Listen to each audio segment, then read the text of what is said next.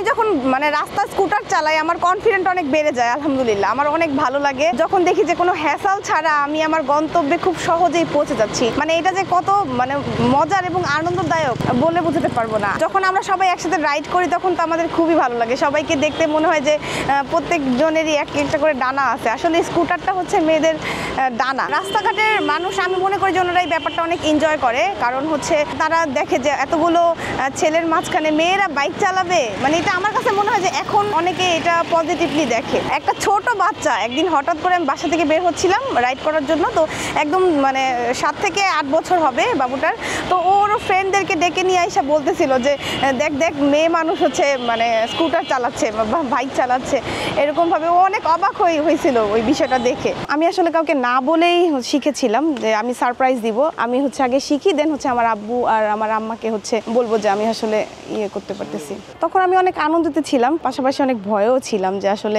দেখাটা যেরকম মানে চালাতে গেলে আরেকটু মানে একটু ভয় লাগে যে আমার নিজের স্কুটার প্রথম চালাচ্ছে। আসলে আমার বিশ্বাস হইতেছিল না যে আমি এত তাড়াতাড়ি চালাতে পারবো বা কিনতে পারবো। আমি যখন চালাতাম তখন আমার ভার্সিটির অনেক ফ্রেন্ডরা বলতো যে মানে তারাও হচ্ছে চালাতে চায়, তাদেরও প্রয়োজন। মানে অনেকে আমাকে এসে জিজ্ঞাসা করতো কোথা থেকে শিখেছি, কিভাবে শিখেছি। তো আমার এক বান্ধবী তার একটা ফ্রেন্ডের কাছে আসলে স্কুটারটা শিখতে মানে গিয়েছিল। তখন যাওয়ার পরে মানে উনি প্রপারলি হয়তো বা ট্রেন আপ করতে পারেনি, তো তখন ও হচ্ছে মানে অনেক ব্যথা পাইছিল। তো এই জিনিসটা দেখে আমার অনেক খারাপ লাগছে যে স্কুটারটা তো একটা সহজ জিনিস, তাহলে এত ব্যথা কিভাবে পাইলো। তাহলে আমি হচ্ছে এটা ট্রেনিং শুরু করি, আমি হচ্ছে এমন একটা ট্রেনিং দিব বা প্রশিক্ষণ করাবো যেন কোনো আপু ব্যথা না পায়। আমি প্রায় 5.5 বছর ধরে ট্রেনিং করাচ্ছি। এখন পর্যন্ত আমাদের এখানে প্রায় 600 থেকে 800 আপুও ট্রেনিং করেছে, পাশাপাশি ভাইয়ারাও ট্রেনিং করেছে। তো এইগুলো ডাটা আবার আমাদের কাছে আছে যে এতগুলো আপুরা হচ্ছে বা ভাইয়ারাও হচ্ছে স্কুটার ট্রেনিং করেছে। প্রতি ব্যাচে আমাদের 10 থেকে 12 জন করে আমরা স্টুডেন্ট আসলে নিতাম, আর এখন সেটা আস্তে আস্তে আরো বাড়তে থাকলো। যখন একটা স্টুডেন্ট প্রথমে আসতো তখন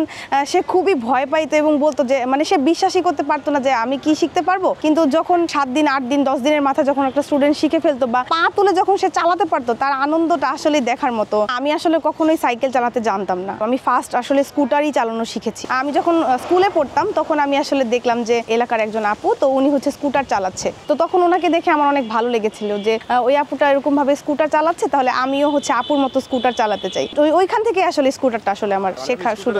দুই দিকেই বলে, অনেকে এটাকে ভালো চোখে দেখে, অনেকে খারাপ চোখে দেখে। আমার মনে হয় যে এখন পজিটিভ দিকগুলোই বেড়ে গেছে, এখন অনেকেই চালাচ্ছে। শাড়ি পরে একদিন স্কুটার চালিয়েছিলাম, আমি ভাবছিলাম যে শাড়ি পরে আসলে স্কুটার চালানো যায় না, কিন্তু দেখলাম শাড়ি কেন, আমি স্কুটারটা চালাতে জানলে শাড়ি যে কোনো ড্রেস আপে হচ্ছে স্কুটারটা ক্যারি করা যায়, প্রবলেম হয় না। একদিন আমার মোবাইলে একটা কল আসছিল, ওই যে শবনম পারভিন নামে একজন ওই যে অভিনেত্রী, ওনাদের শুটিং এর জন্য আসলে স্কুটারটা চালানোটা প্রয়োজন ছিল। তো তখন আমি তাকে হচ্ছে প্রশিক্ষণ করিয়েছিলাম। গত বছর হচ্ছে ইন্ডিয়া থেকে আমাকে হিউজ পরিমাণ নক দিত, তারা হচ্ছে স্কুটার চালানো মানে শিখতে। তারা মানে এত বেশি এটার মানে এই পরিমাণ, আমি ভাবতেছিলাম যে আসলে ইন্ডিয়াতে যাওয়া দরকার।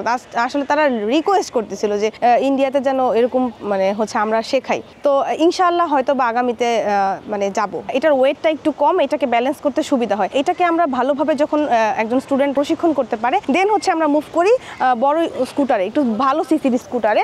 কারণ এরকম দেখা যাচ্ছে যে আমি প্রশিক্ষণ নিলাম একটা স্কুটারে, কিন্তু কিনলাম আলাদা একটা স্কুটার। সেক্ষেত্রে যেন স্টুডেন্টের প্রবলেম না হয়, তাদের কথা মাথায় রেখে আগে আমরা ছোট স্কুটার দিয়ে শুরু করি, দেন হচ্ছে আমরা বড় একটা স্কুটার ট্রেনিং করিয়ে দিই যেন সে ব্র্যান্ডের স্কুটার সে চালাতে পারে। আমি হচ্ছে একটা প্রাইভেট জব করতাম, সেখানে দেখা যাচ্ছে যে প্রতিদিন মানে বাসের জন্য ওয়েট করতে হতো, অনেক সময় বাস পাওয়া যেত না, তখন সিএনজি ভাড়া অনেক। দেখা যায় যে অফিস টাইম আমার 10টায়, আমি ঠিক মতো অফিসে যেতে পারছি না। সেক্ষেত্রে আমার মনে হলো যে আমি বাইক বা স্কুটি ট্রেনিংটা নিতে পারি। শেখার পরে আমি আমার স্কুটি কেনার পর আমি এখন খুব সুন্দরভাবে আমি আমার অফিসেও যেতে পারছি, তারপর আমি টাইমটাও মেনটেন করতে পারছি। অনেকেই তাকাই থাকে, অনেকে উৎসাহ দেয়, আবার অনেকে দেখা যায় যে খারাপ কমেন্ট করতেছে। তো আসলে সবকিছু মিলে আর কি ভালোই দেখা যায় যে খারাপ কমেন্ট থেকে ভালো কমেন্টটাই বেশি থাকে।